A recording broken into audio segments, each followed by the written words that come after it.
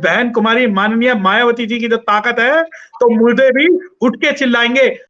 जब सदन के अंदर हमारे जो शेर दहाड़ते हैं तो किसी की हिम्मत नहीं होती जो बोल जाए। बहुजन समाज की पार्टी है तो सिर्फ शेड्यूल कास्ट की बात करती है। मैं आपको बताना चाहता हूँ कि ये पार्टी सबकी बात करती है। नमस्कार, मेरा नाम है सुरेंद्र सिंह और आप देख रहे हैं एसएम न्यूज। कहा जाता है कि बसपा के जो नेता हैं वह कुछ बोलते नहीं है या काम करने में सक्षम नहीं है। आज तमाम उन नेताओं पे बात करने के लिए हमारे साथ हैं एडवोकेट सत्य प्रकाश जी। स्वागत है सर आपका हमारे चैनल में।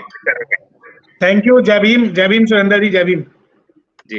सत्य प्रकाश जी, आप बसपा की बात करते हैं, बसपा सुप्रीमो बहन कुमारी मायावती की बात करते हैं, लेकिन कहा जाता है कि बसपा के अंदर अब नेता नहीं बचे हैं जो बात कर सकें, देश की आवाज को उठा सकें। इसलिए ये बात लगातार सामने आने लग रही है कि बसपा के पास अब नेता नहीं बचे हैं। तो मैं आपसे जानना चाहूंगा, क्या कोई एक दो नेता है जो बसपा के अंदर बसपा की आवाज उठा सकता है? बसपा के पास नेता नहीं है? अरे बसपा के पास तो इतने नेता हैं कि बसपा का हर प्रदेश के अंदर एक ऐसा नेता मिल जाएगा जो जिसकी जबान में भी ताकत है, जिसके हौसलों में भी ताकत है। और बसपा के पास ऐसे ऐसे नेता हैं। बसपा के पास बोलने वाले, हमारा सवाल नहीं है, ये जनता का सवाल है। जनता पूछना चाहती है कि बसपा के पास लीडर नहीं है। यहां तक की स्टेटमेंट आते हैं कि बसपा सुप्रीमो बहन कुमारी मायावती बूढ़ी हो गई हैं, उनके कार्यशैली नहीं रही है। इस तरीके के स्टेटमेंट आते हैं। कहते हैं कि आपके घर में भी दीवारें पूरी नहीं हो जाती, अलमारी पुरानी हो जाती है तो उनको भी निकाल देते हैं। तो अब ये निकालने का कारोबार शुरू हो गया है। क्या कहना चाहेंगे इसके ऊपर नेताओं? देखिए, मैं आपसे बिल्कुल सहमत नहीं हूँ कि घर में अलमारी अगर पूरी हो जाए तो उसे निकाल देते हैं, या कोई जानवर वो हो जाए तो निकाल देते हैं। मैं आपकी बात से बिल्कुल कतई सहमत नहीं हूँ। जहां तक बात रही बहन कुमारी मायावती जी के बारे में बात करने की, तो मैं आपको एक बात बताना चाहता हूँ कि बहन कुमारी मायावती आज भी सुबह 5 बजे से रात को 12 बजे तक काम करते हैं। लेकिन हमारा टॉपिक ये नहीं है।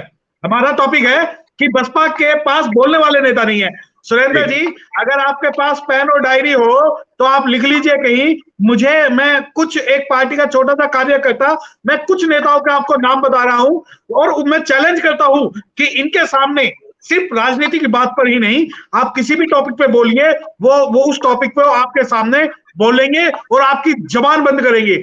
मैं बताना चाहता हूं सुरेंद्र जी, पार्लियामेंट के अंदर अगर कोई सबसे ज्यादा कोई शेड्यूल कास्ट, शेड्यूल ट्राइब और गरीबों के हित के लिए लड़ रहा है तो वो लीडर लड़ रहे हैं। मैं बताना चाहता हूं कि बसपा के लीडर माननीय सांसद सतीश चंद्र मिश्रा जी, माननीय वीर सिंह जी, राज्यसभा माननीय सांसद वीर सिंह जी, माननीय रितेश पांडे जी, माननीय रामजी गौतम साहब, माननीय दानिश अलवी जी, माननीय गौरी प्रसाद उपासक जी, माननीय आकाश आनंद जी, माननीय राजवीर जी, और दिल्ली से सीपी सिंह जी और डॉक्टर मदन राम जी, धर्मवीर अशोक जी और एमएलसी भीमराव अंबेडकर जी और डॉक्टर अशोक सिद्धार्थ जी।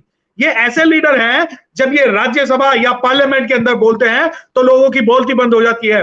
मैं आपको बताना चाहता हूं सुरेंद्र जी कि माननीय सतीश चंद्र मिश्रा जी और माननीय वीर सिंह जी, जो कि पेशे से एडवोकेट है और मेरे सीनियर है, पेशे से एडवोकेट है और मेरे सीनियर हैं, मैं उन्हें सुनता हूं अपनी कानूनी समझ बढ़ाने के लिए, मैं उन्हें सुनता हूं संवैधानिक प्रावधानों पर बात करने के लिए। और मैं जब सुनता हूं रितेश पांडे जी को तो मुझे लगता है कि भारत के अंदर अगर कोई इस डिप्राइव्ड क्लास की और डिप्रेस क्लास की कोई क्रांति कर पाएगा तो माननीय रितेश पांडे साहब है। मैं बताना चाहता हूं कि माननीय रितेश पांडे सिर्फ राष्ट्रीय लीडर नहीं, अंतरराष्ट्रीय लीडर है। और उनकी जो फैमिली बैकग्राउंड की अगर हम बात करें तो उनकी बातें सिर्फ भारत में नहीं दूसरी जगह पे सुनी जाती है। तो मैं बताना चाहता हूं सुरेंद्र जी, जब आप कहते हो कि बसपा के पास कोई बोलने वाला लीडर नहीं है, तो मैं शुरू करता हूं माननीय वीर सिंह साहब से। माननीय वीर सिंह साहब सिर्फ संसद में बोलते नहीं, संसद में दहाड़ते हैं। और वो जब दहाड़ते हैं तो अच्छे से अच्छे का पसीना छुड़वा देते हैं। और वो केवल राजनीति की बात पे नहीं, वो जिस भी मुद्दे पर, समाज के जिस भी मुद्दे पे आप बात करना चाहो उस मुद्दे पर वो बात करते हैं। उसके बाद आते हैं दानिश अली साहब। दानिश अली साहब ने अभी अपनी विधानसभा अभी अपनी जो उनका जो लोकसभा क्षेत्र है उसमें 10 करोड़ का उन्होंने कोविड सेंटर बनाने के लिए अपना फंड दिया। माननीय दानिश अली साहब ने जो है आज भी हजारों जो ऑक्सीजन सिलेंडर आज भी घर घर पहुंचाने का काम कर रहे हैं। और मैं बताना चाहता हूं कि दानिश अली साहब ना केवल राजनीति के मुद्दों पे बोलते हैं, ना केवल अनुसूचित जाति के मुद्दे पे बोलते हैं, बल्कि हर मुद्दे पे, चाहे वो ट्रिपल तलाक से का मुद्दा हो, चाहे वो सीए एनआरसी का मुद्दा हो, चाहे वो बेरोजगारी का मुद्दा हो या अंतरराष्ट्रीय संबंधों का मुद्दा हो, हर मुद्दे पे कुंवर दानिश अली साहब बेबाक अपनी राय रखते हैं। और जिस वक्त वो पार्लियामेंट के अंदर, संसद के अंदर अपनी बात रखते हैं तो लोग देखते हैं, लोग उन्हें सुनते हैं। और मैं बताना चाहता हूं, एक उदाहरण देना चाहता हूं कि माननीय दानिश अली साहब ने एक टोल टैक्स का जब मुद्दा उठाया तो खुद परिवहन मंत्री नितिन गडकरी जी को उनका जवाब देने के लिए संसद में आना पड़ा।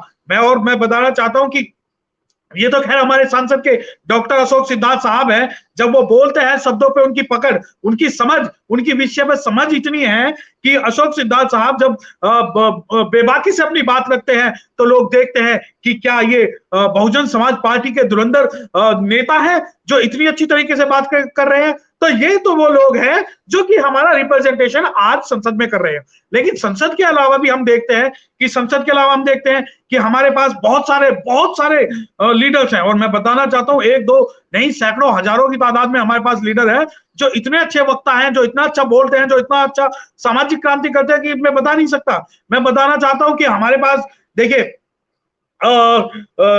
गौरी प्रसाद उपासक जी हैं, जो अभी तेलंगाना, आंध्र प्रदेश और तमिलनाडु के जो प्रभारी रहे हैं। और मैं गौरी प्रसाद उपासक जी दिन रात, जिन्होंने अपनी पार्टी के अंदर दिन रात काम, मिशन मूवमेंट के लिए काम करते हैं और दिन रात जो विषय को समझाते हैं। और जब भी किसी विषय पर बात करनी होती है तो गौरी प्रसाद उपासक जी की समझ, अपनी राजनीतिक समझ और अपनी सामाजिक समझ के कारण इतनी मजबूत है कि मैं बताना चाहता हूं कि अगर उनको खड़ा कर दिया जाए और किसी भी मुद्दे पर बोलने के लिए कहा जाए, और वो ना केवल समाज में हमारा प्रतिनिधित्व करते हैं, जबकि जब कभी ऑल इंडिया रेडियो या नेशनल टीवी की बात होती है तो वहां पर भी जाते हैं। सुरेंद्र भदौरिया साहब है हमारे, जो कि हमारे पार्टी का पक्ष रखते हैं। सुरेंद्र भदौरिया साहब जब न्यूज चैनल पे बैठते हैं, जब डिबेट पे बैठते हैं तो किसी को बोलने लायक नहीं छोड़ते। उसके अलावा देखिए, मैं दिल्ली में रहने वाला हूं, तो दिल्ली में रहने वाले जो लोग हैं वो जानते हैं सीपी सिंह साहब को। सीपी सिंह साहब जो है दिल्ली के अंदर, मैं काफी दिनों से उन्हें देख रहा हूं, मैं उन्हें फॉलो करता हूं। सीपी सिंह साहब के राजनीति के मुद्दे पर ही नहीं, केवल हर मुद्दे पर वो बात करते हैं। और वो जब पूरे संगठन को संभाल के रखते हैं, पूरे संगठन में, चाहे देखिए कुछ लोग जो है हमारे हर लीडर पे उंगली उठाते हैं, कोई नई बात नहीं है, चाहे वो उठाने वाले उंगलियां तो सब पे उठाते हैं। उसके अलावा मैं बताना चाहता हूँ, डॉक्टर मदन राम जी है जो बलिया से है। डॉक्टर मदन राम जी इतना अच्छा बोलते हैं, वो डॉक्टरेट है, उनकी सब्जेक्ट पे इतनी अच्छी पकड़ है, समाज के अंदर काम करते हैं। और उन्होंने एक डीएम को उनकी औकात याद दिला दी, क्योंकि वो समझदार थे, एजुकेटेड है, और सबसे बड़ी बात वो बोल सकते हैं। उसके अलावा मैं एक नाम आपको बताना चाहूंगा, रामजी गौतम साहब। रामजी गौतम साहब अभी नए जो है वो हमारे राज्यसभा सांसद बने, और जब पूरी दुनिया रामजी गौतम साहब के खिलाफ थी, रामजी गौतम साहब जब वो पार्लियामेंट में आकर बोले तो मैं आपको बताना चाहता हूं कि लोगों के मुंह बंद हो गए थे। उन्हें मुंह से शब्द नहीं निकल रहे थे कि क्यों, कैसे ये एक बसपा के एक युवा लीडर, यूथ लीडर इतना अच्छा बोल सकते हैं राज्यसभा में।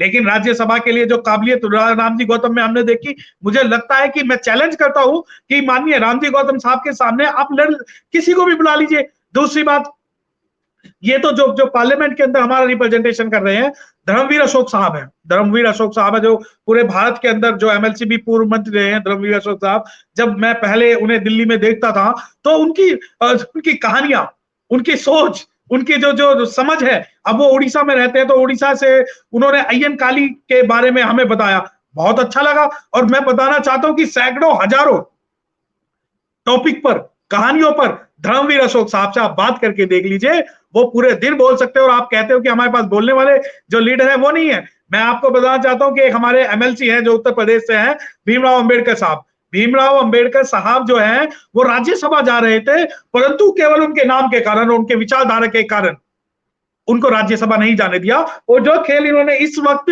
रामजी गौतम साहब के साथ खेला, वही खेल इन्होंने भीमराव अंबेडकर साहब के साथ पिछली बार राज्यसभा में नॉमिनेशन के समय खेला, क्योंकि उन्हें पता थी कि अगर ये एमएलसी भीमराव अंबेडकर साहब इस सदन में आ गए, इस पार्लियामेंट में आ गए, तो इस पार्लियामेंट को हिला के रख देंगे। और जो ये लीडर्स मैं आपको बताना चाहता हूँ, मैं रही बात, देखिए मैं पेशे से वकील हूं, तो वकील होने के नाते मैं बात करना चाहता हूँ कि जो जितनी अच्छी बात माननीय सतीश चंद्र मिश्रा जी, माननीय वीर सिंह जी संविधान के मामले में, कानून के मामले में, रिजर्वेशन के मामले में, SC/ST एक्ट के बारे में, CA NRC के बारे में और कॉन्स्टिट्यूशन अमेंडमेंट के बारे में करते हैं, उतना मैं चैलेंज करता हूं कि आप अपनी पार्टी के किसी भी लीडर को ले आइए और उस लीडर से आप ना केवल सदन के अंदर, आप सदन के बाहर भी बहस कराइए।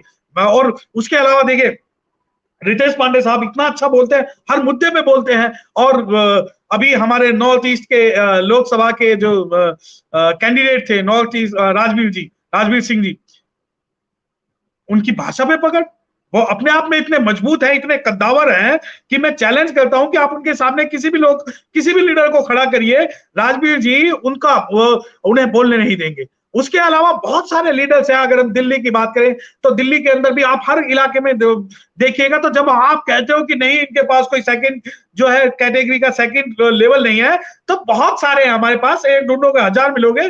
लेकिन हम जो फॉलो करते हैं, हम डॉक्टर अशोक सिद्धार्थ जी को करते हैं, सतीश चंद्र मिश्रा जी को करते हैं, वीर सिंह जी को करते हैं, रितेश पांडे जी को करते हैं, रामजी गौतम साहब को करते हैं, कुंवर दानिश अली जी को करते हैं, गौरी प्रसाद उपासक जी को करते हैं, अब आकाश आनंद जी को भी करते हैं, राजवीर सिंह शेखावत को भी करते हैं, CP सिंह साहब को भी करते हैं, डॉक्टर मदन राम को भी करते हैं, धर्मवीर अशोक जी हमारे जो सीनियर लीडर हैं उनको भी करते हैं, भीमराव अंबेडकर जी को भी करते हैं। और ना केवल जब आप बोलने की बात करते हैं सुरेंद्र जी की सिर्फ वो बोलना जानते हैं, ये वो कद्दावर नेता है जो बहुजन समाज पार्टी के जो मजबूत पिलर है, और ये ऐसे पिलर हैं जिनके कंधों पर मजबूत बहुजन समाज पार्टी खड़ी हुई है और जिनकी विचारधारा पूरे भारत के अंदर बहुजन समाज पार्टी को फैलाने की रही है। दूसरी बात मैं बताना चाहता हूं सुरेंद्र जी आपको कि ये लीडर्स न केवल समाज की बात कर रहे हैं, राजनीति की बात करते हैं, बल्कि समाज को बदलने की बात करते हैं।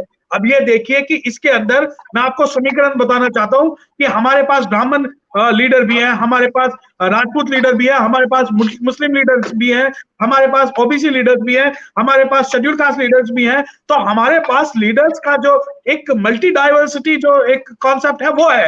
अब अगर आप कहो कि जातिवादी पार्टी है तो सिर्फ आपके लीडर्स बोलते हैं, तो मैं आपको बताना चाहता हूं कि जब सदन के अंदर हमारे जो शेर दहाड़ते हैं तो किसी की हिम्मत नहीं होती जो बोल जाए।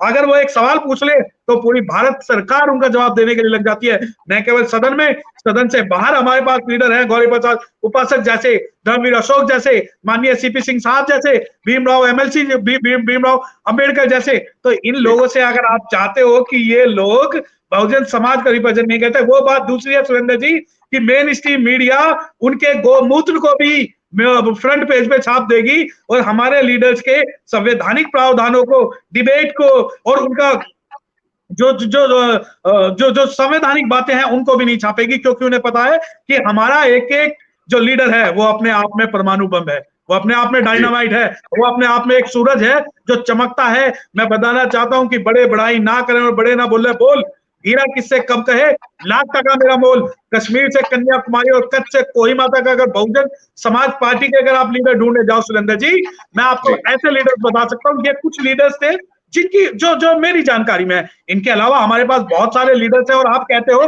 कि बसपा के पास बोलने वाला लीडर नहीं है, सुरेंद्र जी मैं अपने आप को सबसे नीची पंक्ति में मानने वाला एक बसपा का छोटा सा कार्यकर्ता हूं, परंतु मैं आपको बताना चाहता हूं, मैं चैलेंज करना चाहता हूं, जो लोग कहते हैं कि बसपा के पास बोलने वाले लीडर नहीं है, तो जिस मंच पे वो चाहे वो सुप्रीम कोर्ट हो, चाहे सड़क हो, चाहे ऑनलाइन डिबेट हो, चाहे रोड हो, मैं चैलेंज करता हूं कि हम भी उनका जवाब देने में सक्षम है। और मैं ही नहीं, जो हमारे आने वाली नेक्स्ट यूथ पीढ़ी है, वो पीढ़ी इतनी मजबूत है जो कि दिखती नहीं है परंतु काम ऐसा करती है कि वो पूरी जड़ों के अंदर फैली हुई है, और वो ये जो जातिवाद का जो जड़ है उसे गिराने का काम करेगी। सुरेंद्र जी, सत्यप्रकाश जी, बोला जाता है कि इस पार्टी के अंदर किसी को बोलने की अधिकार नहीं है और बोलने के अधिकार की वजह से समाज को बढ़ाने की और उठाने की बात नहीं हो पाती है, क्या कहना चाहेंगे इसके ऊपर? देखिए सुरेंद्र जी, मुझे नहीं पता कि आप क्या बात बोल रहे हो कि इस समाज के अंदर लीडर्स को बोलने का अधिकार नहीं है। अगर बोलने का अधिकार नहीं होता तो हमारी पार्टी जो है अनुशासनात्मक कार्रवाई नहीं करती। अगर बोलने का अधिकार नहीं होता तो आप पार्लियामेंट की डिबेट देखिए, सॉरी पार्लियामेंट के जो आप देखिए कि किस सांसद ने कितना ज्यादा बोला है, तो आपको इसका डाटा मिलेगा।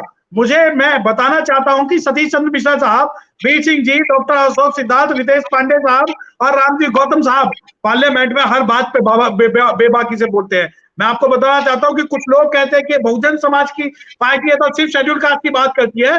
मैं आपको बताना चाहता हूँ कि ये पार्टी सबकी बात करती है, संविधान को बचाने के लिए की बात करती है, कोई भी अनकॉन्स्टिट्यूशनल चीज होती है उनकी बात करती है, सीए एनआरसी की बात करती है, ट्रिपल तलाक की बात करती है, भारत पाकिस्तान की बात करती है, अंतर्राष्ट्रीय संबंधों की बात करती है, भुखमरी की बात करती है, एससी एसटी एक्ट को खत्म करने की बात करती है, और हर मुद्दे पर, जिस भी मुद्दे पर बोलने की बात हो, बहुजन समाज पार्टी के जो शेर है, जो लीडर्स है, वो हर मुद्दे पर बेबाकी से अपनी बात जो है न केवल सदन के अंदर रखते हैं बल्कि सदन के बाहर भी रखते हैं। मैं आपको बताना चाहता हूँ सुरेंद्र जी, मैं सुनता हूँ लोगों को, मैं जब सुनता हूँ, देखिए जो जो जिसको कैडर हम बोलते हैं, वो कैडर आज हमें ऑनलाइन मिल रहा है। उस ऑनलाइन कैडर में हम देखते हैं कि हमें धर्मवीर अशोक साहब हमें बहुत सारी चीजें सिखाते हैं, डॉक्टर मदन राम जी हमें बहुत सारी चीजें सिखाते हैं, गौरी प्रसाद उपासक जी जो हर मुद्दे पर बोलते हैं, लोगों को फोन करते हैं, समझाते हैं, और उनकी इतनी अच्छी जो जो कम्युनिकेशन स्किल है कि वो सबसे बात करते हैं। उसके अलावा भीमराव अम्बेडकर जी जो एमएलसी हैं वो बात करते हैं, और ये जो हमारे बोलने वाले लीडर हैं जिन्हें आप कहते हो कि बोलते नहीं है, मैं आपको बताना चाहता हूं कि सबसे ज्यादा अगर कोई लीडर बोलता है तो बहुजन समाज पार्टी का बोलता है, क्योंकि शुरू से ही उसे ये बात सिखाई जाती है कि न केवल आपको बोलना है बल्कि लड़ना भी है। मुझे एक बहुजन समाज पार्टी के लीडर्स का मैं क्रॉस क्वेश्चन कर रहा हूँ, आप सुरेंद्र जी मुझे एक लीडर का नाम बताओ जिसे आपको लगता है कि वो बोलता नहीं है, मुझे एक बताओ। मैं जी, अगर आपके पास इस सवाल का जवाब है तो मैं इसको आगे कहता हूँ, बताइए अगर आपके पास कोई है। लेकिन मैं आपको एक, सुरेंद्र जी आप जो कहते हो बोलते नहीं है, इन सबके पीछे बहन कुमारी माननीय मायावती जी की जो ताकत है, तो मुर्दे भी उठ के चिल्लाएंगे। ये बात आपने सुनी होगी कि शमशान घाट में जितनी मर्जी आवाज दे लो लेकिन मुर्दे नहीं उठते, परंतु बहुजन समाज पार्टी एक ऐसी पार्टी है जिसमें पूरे भारत के जो जो जो शेड्यूल कास्ट है, शेड्यूल ट्राइब है, ओबीसी है, माइनॉरिटीज है, उनके मुंह में जबान दे दी, और आज वो न केवल बोलते हैं बल्कि दहाड़ते हैं, न केवल पार्लियामेंट में, हर गली में, हर सड़क पर, हर रैली में, हर, और अब नेशन वांट्स बैन जी, अब सोशल मीडिया पर भी हम बोलते हैं सुरेंद्र जी। जी, धन्यवाद आपका। अगर आपने अभी तक हमारा चैनल सब्सक्राइब नहीं किया है तो सब्सक्राइब करें और घंटी का बटन बिल्कुल भी दबाना ना भूलें ताकि सभी लेटेस्ट खबरें पहुंच सकें आप पे सबसे पहले।